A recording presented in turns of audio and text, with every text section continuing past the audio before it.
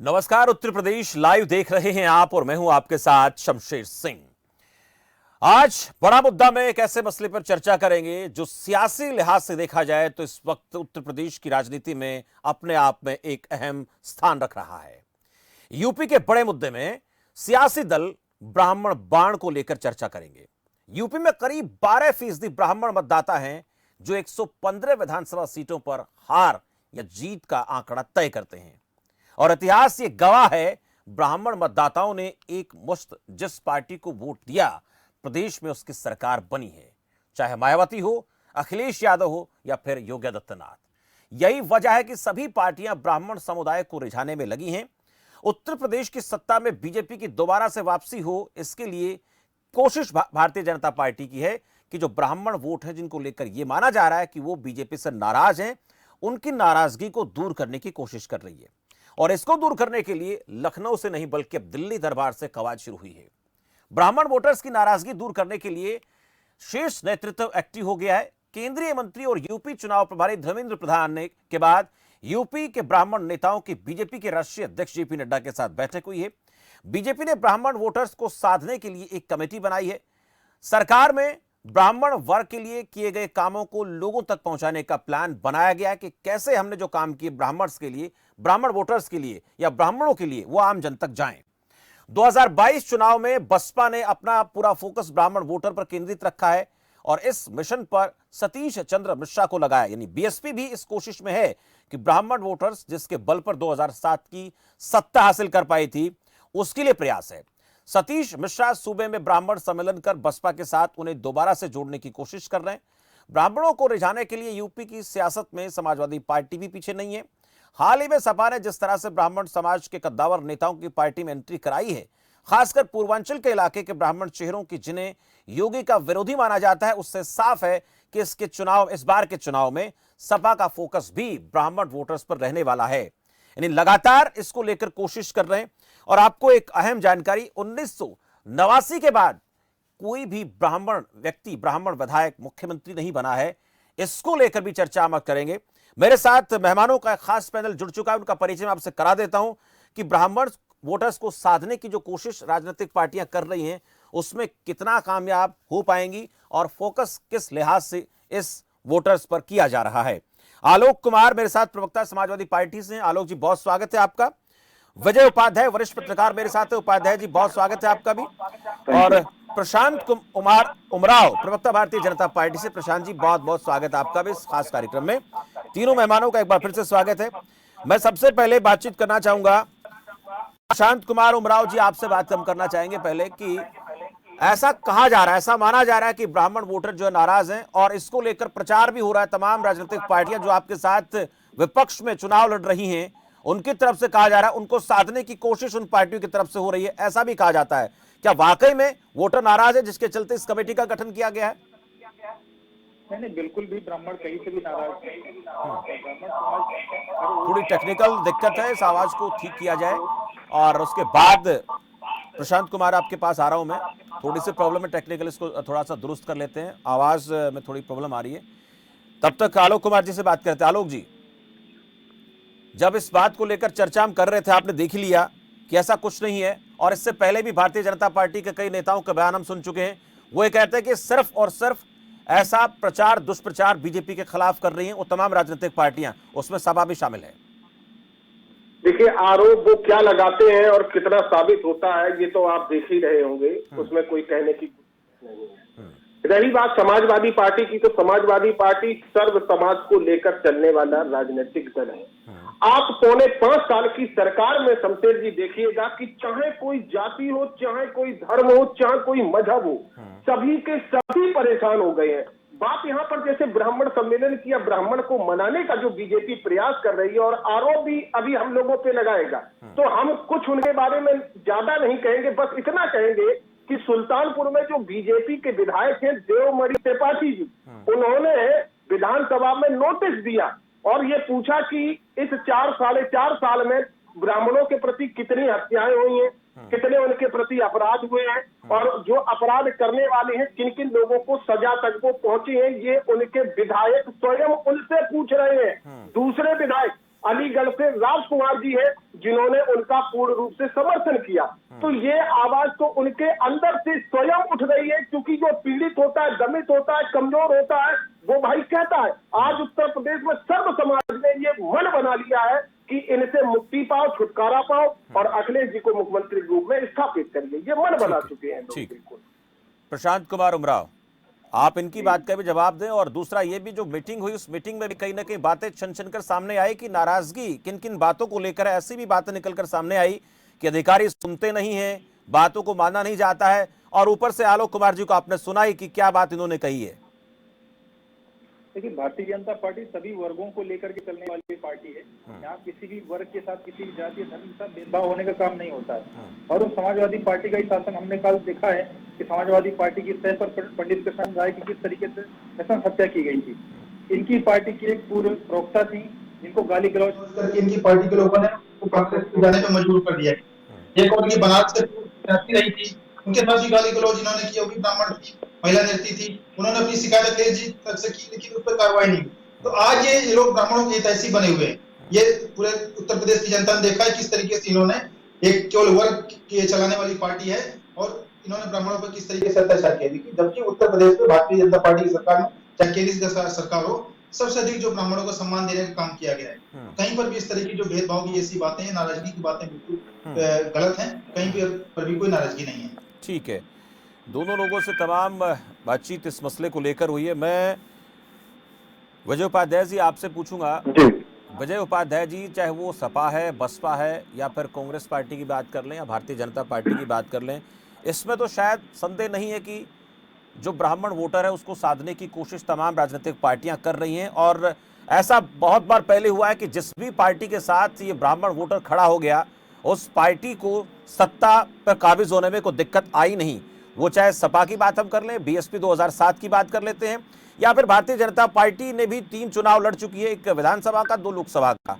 ये वोटर साथ रहा भारतीय जनता पार्टी के। लेकिन अभी फिलहाल क्या स्थिति आपको दिखती है?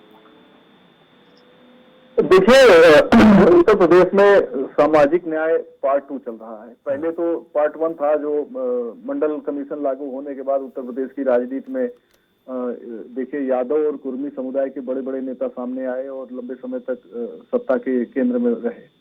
भारतीय जनता पार्टी मुख्य मुकाबले में रही, चाहे 91 का चुनाव जब बहुमत में आ गई, 93 में भी वो सपा बसपा से ज्यादा सीटें इसको मिली, 188 सीटें इसको मिली थी, जबकि इनकी सीटों की संख्या 176 मिली और 173 सीटें सपा बसपा अलायंस की थी। तो बीजेपी लगातार बहुत खराब स्थिति में नहीं रही जब तक कि इसके साथ ओबीसी और अपर कास्ट यानी जो जनरल कास्ट के मतदाता हैं वो साथ में रहे। लेकिन 2002 के बाद बीजेपी के पास ब्राह्मण तो रह गया, जिसने 2007 में इनका साथ छोड़ दिया, लेकिन 2002 में ब्राह्मण तो रह गया, लेकिन सीटें इनके पास नहीं आ रही थी। तो सीट लाने का गणित तो दूसरा है, उसमें सभी वर्ग का वोट चाहिए। और आज के दौर में जो 2007 के बाद की पॉलिटिक्स है, उसमें तो most backward caste, most schedule caste का वोट सबसे ज्यादा इंपॉर्टेंट है। हाँ, ब्राह्मण का वोट उसमें जैसे थाली में खाना सज गया तो चटनी अचार की तरीके से है। 12-13% की इसकी वोटिंग कैपेसिटी है। एक मुश्त कहीं वोट नहीं करता है, अलग अलग जगहों पे अलग अलग तरीके से वोट करता है। मोटे मोटे तौर पे ये माना जाता है कि ये बीजेपी के साथ है आज के दिन में, चूंकि राष्ट्रवादी अहम हो जाती है उपाध्याय जी कि ये इन्फ्लुएंस करने में बड़ा मतलब कारगर रहता है। ब्राह्मण वोटर जो होता है अपने वोट के साथ साथ दूसरे लोगों को भी प्रभावित करता है। ये एक कला तो है, ये एक जो समझदारी है ये देखी जाती है इस वोटर में। शमशेर जी, ये नैरेटिव भी हम लोग जरूर इसको इस्तेमाल करते हैं, लेकिन ये भी पुराना हो गया। जब इतना ज्यादा सोशल मीडिया पेनिट्रेट कर चुका है हर घर तक, हर व्यक्ति के अपने स्मार्टफोन तक, तो अब ये बात नहीं है। पुराने जमाने में ऐसा होता रहा है, लेकिन आज का दौर सूचना क्रांति का दौर है और इसमें चीजें बहुत बदल गई हैं। ब्राह्मण वोटर इस बार बहुत इंपॉर्टेंट है, इसमें दो राय नहीं। इसलिए इंपॉर्टेंट माना जा रहा है कि जो भाजपा की सरकार है, ये चर्चा बहुत ज्यादा हुई कि ब्राह्मण इससे नाराज। हालांकि आप देखिए कि योगी जी की सरकार में एक पूरी फौज लगा के ब्राह्मणों की रखी गई है, चीफ सेक्रेटरी से लेकर और एडिशनल जो एसीएस होम है और तमाम जिलों में आप देखिए, थानों में देखिए, तो काफी ज्यादा संख्या में ब्राह्मण। हाँ, प्रॉब्लम कहाँ है? प्रॉब्लम बीजेपी के ब्राह्मण लीडरशिप से है। एक ब्रजेश पाठक को छोड़ दें तो किसी भी ब्राह्मण लीडर से किसी जैसे आप बेसिक शिक्षा मंत्री को ले लें तो उनके पड़ोस के विधानसभा के क्षेत्र के लोगों से भी उनका कोई रफ्त जफ्त नहीं है। दिनेश शर्मा डिप्टी सीएम है, वो लखनऊ के 1-2 विधानसभा क्षेत्र चूंकि यहाँ मेयर रहे हैं, बाकी प्रदेश में शर्मा लिख के उनको प्रचारित करते रहिए कि ब्राह्मण है, कोई उनको सुनने को तैयार नहीं है, कोई उनको मानने को तैयार नहीं। क्योंकि इनकी तरफ से लेना तो है, देने की कोई बात तो है ही नहीं। किसी से न मिलना है, न किसी से बात करना है, न किसी की मदद करनी है। तो फिर आपको आपके जो ब्राह्मण लीडर हैं जिनका नाम के आगे टाइटल लगे हुए हैं ब्राह्मण के, समस्या वहां पे इस बात को बीजेपी समझ रही, इसलिए दिल्ली में बैठक किया उसने।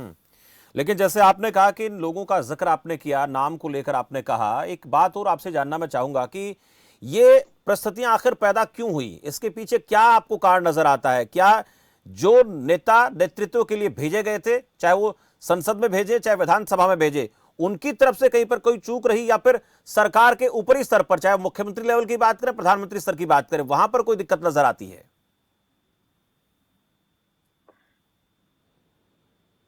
बात सिर्फ इतनी सी है कि 5 साल तो कोई कास्ट के हिसाब से काम करना नहीं चाहिए किसी सरकार को। चुनाव में जरूर समीकरण देखे जाने चाहिए, और ना आरएसएस, मेरी जहां तक जानकारी है, आरएसएस में या बीजेपी में इस बात की शिक्षा दी जाती है कि जाति के आधार पे ही आपको राजनीति करनी है। वहां तो जाति की बात, शायद वो बिल्कुल हिंदुत्व की बात करते हैं, हिंदू सनातन धर्म की बात करते हैं, राष्ट्र की बात करते हैं, लेकिन जाति के आधार तो उनके यहाँ शिक्षा ही नहीं है। तो लेकिन अब मजबूरी क्या है, जब चुनाव आता है तो जरूरत पड़ती है। ऐसे में अगर आपने 5 साल पहले इस बात को नहीं सोचा है, ये एक व्यवहारिक नजरिया है, व्यवहारिक चीज है जो आपको अपनी तरफ से करना चाहिए। पार्टी इसीलिए थोड़ी कहेगी आपको। बाकी लोग, क्या होता है कि किसी एक बिरादरी का मंत्री अगर उस बिरादरी से ज्यादा मिल रहा है और बगल में बैठा दूसरी बिरादरी का मंत्री अपनी बिरादरी से नहीं मिलता है, तो आक्रोश अपने आप पैदा हो जाता है। और ये चीज है बीजेपी के नेता, और चूंकि ग्रूमिंग ब्रजेश पाठक की आरएसएस से नहीं है, इसलिए वो लोकप्रिय हो गए ब्राह्मणों में। बड़ी बात आपने इसमें कही है। मैं इसका सवाल का जवाब लेता हूं उमराव साहब, मैं उमराव जी से सवाल का जवाब लेता हूं। उपाध्याय जी, ये बात निकलकर सामने आई चर्चा के दौरान उपाध्याय जी की नेता जिनको नेतृत्व करने का मौका दिया आम जन ने, वो ही कहीं पर कटे कटे नजर आते हैं। इस वजह से कहीं ना कहीं कोई दिक्कत तो परेशानी है, और उसी परेशानी को दूर करने के लिए सब प्रयास किए जा रहे हैं। ये नाम ठीक करा दीजिए, उल्टा कर दिया आप लोगों ने। नहीं, मैंने बोल दिया उपाध्याय जी, मैं उमराव जी से बात कर रहा हूं। मैं टाइटल की बात कर रहा हूं, नीचे लिख के आ रहा है, उनको वरिष्ठ पत्रकार कर दिया और मुझे प्रशांत कुमार। थोड़ा सा नाम को ठीक कर दिया जाए, नीचे नाम गलत चल रहा है, टेक्निकल टीम जी। देखिए शमशेर, जब इतना बड़ा प्रदेश होता है और इतनी विविधता वाला ये प्रदेश है, तो जब और इतने लोगों को चला करके जब सरकार लेकर के सरकार जब चलानी होती है, थोड़ी वो समस्याएं आती हैं। उसके बावजूद उत्तर प्रदेश की सरकार ने सबको साथ लेकर के चलने का काम किया है। कहीं पर भी इस तरह की कभी भेदभाव की बातें नहीं आई हैं, और सभी मंत्री, सभी लोग अपने अपने दायित्वों का निर्वहन कर रहे हैं। लेकिन जो कुछ विपक्ष के लोग हैं जिनको कोई चुनावी मुद्दा नहीं मिला है, और जिनके घरों से बंडल नोटों के बंडल निकल हैं, तो उनके पास अब कोई मुद्दा नहीं है, तो इस तरह की बातें लेकर के सामने आ रहे हैं। भारतीय जनता पार्टी के जितने भी मंत्री हैं या मंत्री जी हैं, सभी कॉम्पिटेंट हैं। आलोक कुमार जी कहना चाह रहे हैं, सवाल का जो आपने बीच में कुछ बोला है, मुझे लगता है उसका वो कुछ प्रत्युत्तर देना चाहते हैं, लेकिन आप अपनी बात पूरी करें, फिर आलोक जी के पास ही आ रहा हूं। तो भारतीय जनता पार्टी अपनी पूरी कॉम्पिटेंसी से अपने काम कर रही, सभी वर्गों को साथ रख करके काम किया गया। हमने लेकिन नौकरियों का मामला देखा, उपाध्याय जी एक बात करें कि नेतृत्व को लेकर भी एक सवाल, आपने एक बात तो कही, लेकिन नेतृत्व को लेकर भी सवाल है कि 1989 के बाद कोई ब्राह्मण चेहरा सीएम नहीं बना है यूपी का।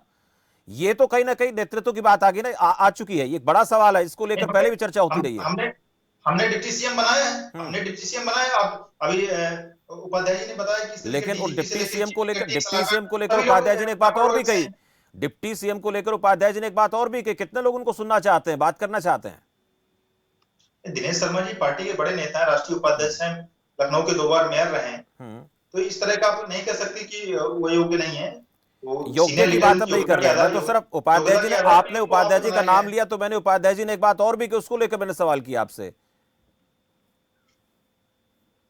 पार्टी में दिनेश शर्मा जी के अलावा और भी बहुत सारे ब्राह्मण नेता हैं। ब्रजेश पाठक जी हैं, सतीश द्विवेदी हैं, और डॉक्टर महेश शर्मा केंद्रीय मंत्री रहे, और श्रीकांत शर्मा है, ऊर्जा मंत्री हैं, सभी वरिष्ठ पदों पर हैं। ठीक है, आलोक कुमार जी आप कुछ बीच में कहना चाहते थे, वो बात भी कही, लेकिन मैं आपसे पूछना चाहता हूं, आप लोगों ने ब्राह्मण समाज को कितना प्रतिनिधित्व दिया, इस पर भी कई बार सवाल उठता है। 1993 में आप लोगों की गठबंधन की सरकार बनी थी, उसके बाद आज तक की बात हम कर लेते हैं, जब बनी थी तब क्या स्थिति थी, कितने लोगों को आपने मंत्रिमंडल में शामिल किया था, और आज आप लोगों का टारगेट क्या है? बिल्कुल शमशेर जी, मैं आपकी बात का 1 मिनट बाद आपको जवाब दे दूंगा। उससे पहले हमारे बहुत प्यारे मित्र जो प्रशांत जी बैठे हुए हैं, उन्होंने नोटों के बंडल की बात अभी की। आप बड़ा शमशेर जी, आप न्याय कर दीजिएगा। अभी शायद वो अपडेट सूचनाओं से अपडेट नहीं है कि अभी डीजीसीसी ने ये कह दिया है कि 177 करोड़ रुपया टर्नओवर का है, उसमें सरकार को 100 करोड़ से ऊपर नुकसान हो गया है, क्योंकि वो जीएसटी चोरी में मामला चला गया है। अगर वो कर चोरी में जाता तो 100 करोड़ उत्तर प्रदेश सरकार को रुपया मुफ्त का मिल जाता।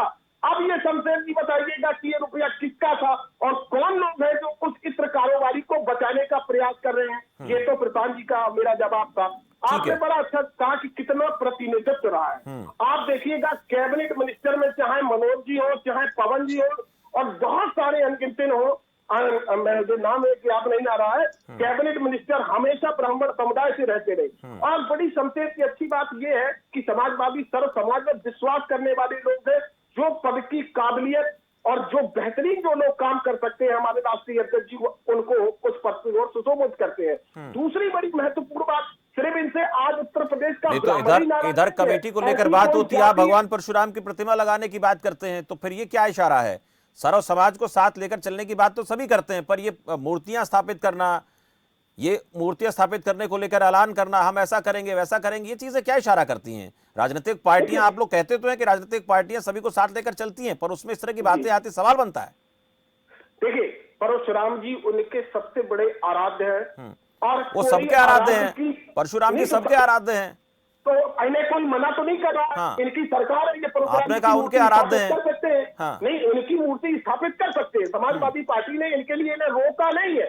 अब जब ये नहीं कर रहे हैं तो उनके आराध्य को अगर हम स्थापित कर देंगे, उनके आराध्य के साथ हम पूजा अर्चना आराधना करेंगे, तो इन्हें कष्ट किस चीज का हो रहा है, मुझे ये समझ में नहीं आ रहा। ठीक है, मैं छोटा सा, चलिए जल्दी से खत्म कीजिए सर। हाँ जी, दूसरी बड़ी बात यह है कि आज हमारे राष्ट्रीय अध्यक्ष जी की जो जनसभाओं में जन सैलाब आ रहा है, वो जन सैलाब ये बता रहा है कि प्रत्येक धर्म और जाति के लोग बहुत ज्यादा पीड़ित वंचित है। दूसरी बात, आप चाहे कोई रिपोर्ट उठा के देखें, नीति आयोग का भी स्वास्थ्य सूचकांक जो आया है, उसमें उत्तर प्रदेश सबसे फिसलती प्रदेश हो गया है। आज सूचना की क्रांति का दौर है शमशेर जी, हर व्यक्ति के पास मोबाइल है, वो देख रहा है कि उत्तर प्रदेश की क्या दशा योगी जी ने कर दी है, मोदी जी ने कर दी है। ठीक है, उपाध्याय साहब एक सवाल मैं आपसे करना चाहूंगा कि ये समाजवादी पार्टी की बात हम कर लेते हैं, भगवान परशुराम की प्रतिमा की बात करती है, भारतीय जनता पार्टी ने कमेटी गठित की है, दूसरी तरफ मायावती की बात हम कर लेते हैं, वो भी लगातार ब्राह्मण सम्मेलन पर फोकस किए हुए है। बातें तो सारी पार्टियां करती हैं कि हम सर्व समाज को साथ लेकर चलने की कोशिश करते हैं, लेकिन उत्तर प्रदेश की सियासत में जातिवाद का जहर कभी निकलेगा या फिर परिस्थितियां ऐसी बनती रहेंगी? हम लोग इस दुविधा में हैं। जब मंडल लागू हुआ था उस समय एक ज्वार आया जातिवाद का, और ऐसा जो विशेषज्ञ थे उस समय, वरिष्ठ नेता थे, उनसे जब हम लोग बात करते थे, मैं तो स्टूडेंट था उस समय, लेकिन जब बड़े नेताओं से कभी बात करने का मौका मिलता था, लोग कहते थे 20 साल देश में 20 साल और जात की राजनीति रहेगी।